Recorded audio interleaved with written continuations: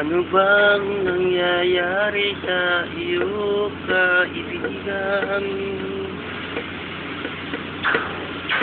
Bigla ka na lang nagkaganyan ng iyong buhay.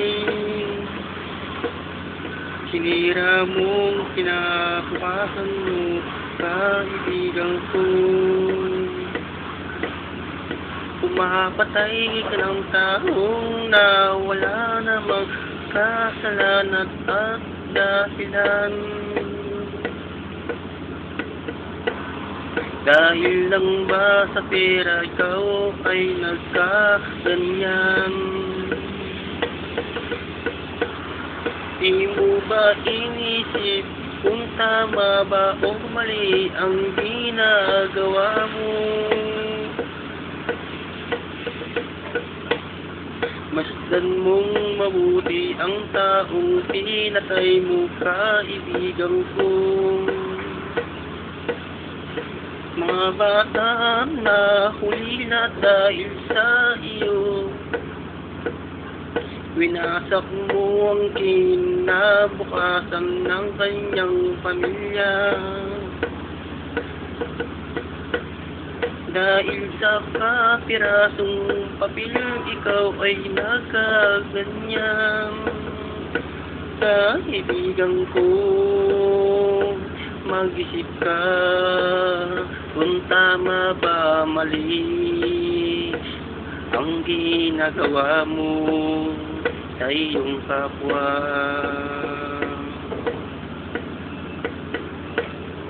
Masdan mo na lang mga bata nagkalat sa lansangan. Sila'y naulila at walang makain at walang matutuluyan. Dahil sa'yo, kaibigan ko.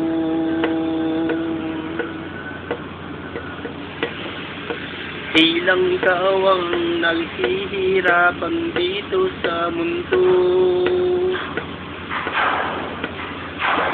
Ilang ikaw ang nagdurusa sa kahirapan, kaibigan ko. Dahil lang sa pera, ikaw ay pumapatay na walang kasalanan at dahilan. Pag-isipin mo kung tama ba mali ang ginagawa mo.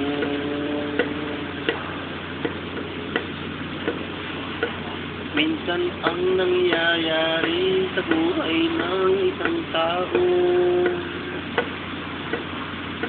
na puno-puno ng lungkot at kahirapan, lumalaban sila para mabuhay. Bakit di mo sila gayahin, kaibigan ko? Mag-isip ka kung tama ba mali ginagawa mo sa iyong kapwa.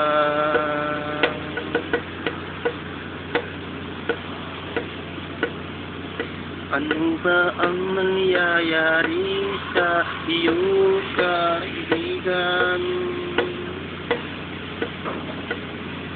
Sinira mo ang kinabukasan mo at ang sarili mo. Pumapatay ka ng tao na wala namang kasalanan at dahilan. Dahil lang sa pera, ikaw ay nagkaganyan. Di mo ba inisip ang kanyang pamilya? Mauulila ang kanyang mga anak.